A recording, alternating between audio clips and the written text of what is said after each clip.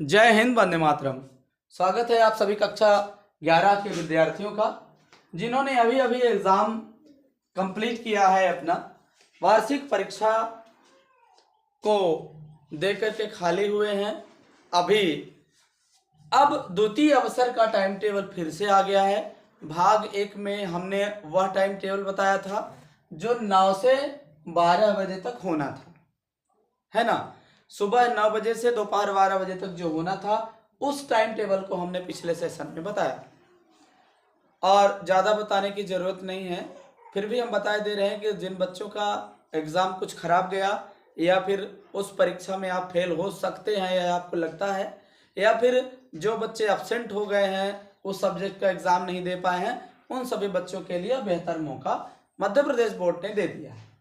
क्या दिया है? ये भाग 2 यहाँ पे दिख रहा होगा। भाग 1 हम आपको दे चुके हैं, जिसमें टाइम टेबल है 9 बजे से 12 बजे तक।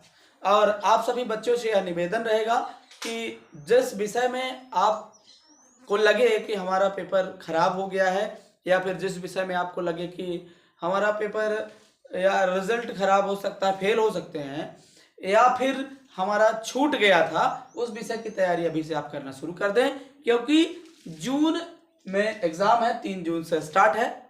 दोनों टाइम होना है। पहले सेशन में बताया था 9 से 12 होना है। उसी दिन 1:30 से 4:30 माने 1:30 से 4 बजे तक ये भी एग्जाम होना है फिर से। मतलब एक दिन में 2 एग्जाम होना है, सुबह भी शाम बैच में भी। क्यों?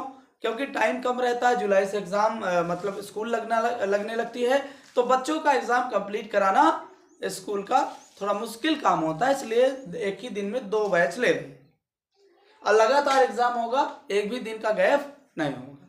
तो चलिए स्टार्ट करते हैं। इससे पहले मैं सभी बच्चों को बोलना चाहूँगा कि आप सभी के लिए हम जानकारी इकट्ठा करके देते हैं और कोर्स भी कंप्लीट कराते हैं, तो कुछ सपोर्ट आप करिएगा। लेक्चर सेशन को लाइक करके एक कमेंट में बताइएगा कि कौन कौन सी सब्जेक्ट आपकी कमज़ोर गई है, या फिर आप फेल हो सकते हैं, या फिर ये छूट गया है। और उस पर विशेष कर करके आप वीडियो को लाइक करके दोस्तों तक शेयर कर दीजिएगा, एक सब्सक्राइब कर लीजिएगा, जिससे नोटिफिकेशन सभी जानकारियाँ मिलती रहें। आपको विशेष धन्यवाद है कि आप सभी बच्चे जो अच्छे नंबर ला रहे हैं, अच्छे एग्ज़ाम में अच्छे क्वालिफाई किए हैं, तो वो अगले सब्जेक्ट की अगले कक्षा की तैयारी करेंगे। जैसे कक्षा 11 वाले 12वीं की और कक्षा 9 वाले 10वीं की तैयारी करेंगे। तो चलिए आइए चैनल को सब्सक्राइब कर दीजिएगा, जिससे नोटिफिकेशन सही जानकारी आप तक मिलती रहे। हम स्टार्ट करते हैं। 3 जून 2026 दिन बुधवार को ड्राइंग एंड डिजाइन है। 4 जून 2026 दिन गुरुवार को कृषि मानविकी होम साइंस कला समूह का है। 5 जून 2026 दिन शुक्रवार को गायन वादन है और तबला पखावज भी है। फिर 6 जून 2026 दिन शनिवार को उर्दू और मराठी है। 8 जून 2026 दिन सोमवार को मनोविज्ञान का पेपर है, इसे साइकोलॉजी भी कहते हैं। 9 जून 2026 दिन मंगलवार को इन्फॉर्मेटिक प्रैक्टिसेस का एग्जाम है। 13 जून 2026 दिन शनिवार को जीव विज्ञान है। और 13 जून 2026 ये पिछले सेशन में छूट गया था, इसका टाइम भी 9 से 12 ही है। यहाँ पे लिखा हुआ है 13 जून 2026 दिन शनिवार, टाइम ये लिखा हुआ है 9 जून से सुबह 9 बजे से 12 बजे तक ये है। 9 AM यहाँ पे लिखना चाहिए, 9 AM to 12 PM। 12 तक AM ही रहता है, 12 एक से PM हो जाता है, हम इसलिए लिख देंगे।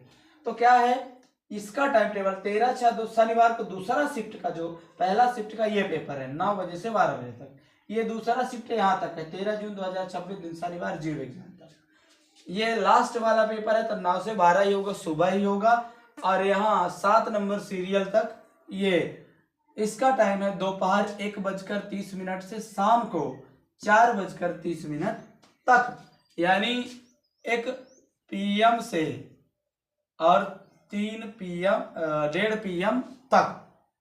अब आप कोशिश करिएगा कि एक भी एग्ज़ाम आपका छूट न जाए, और जो सब्जेक्ट में आप फेल हो रहे हो वो 100% रिजल्ट लेके आइए, जिससे आपका टाइम बर्बाद ना हो। और टाइम बर्बाद नहीं होगा तो आप बेहतर परिणाम की ओर चलते रहेंगे। नहीं तो आपके पिछली कक्षा वाला बच्चा आके साथ बैठेगा तो आपको भी बहुत ज़्यादा गिल्टी फील होगा। हम मानते हैं कि फेल होना कोई बुरी बात नहीं है, हमें सिखाता है कि हम फेल हो गए हैं तो आगे नहीं होना है।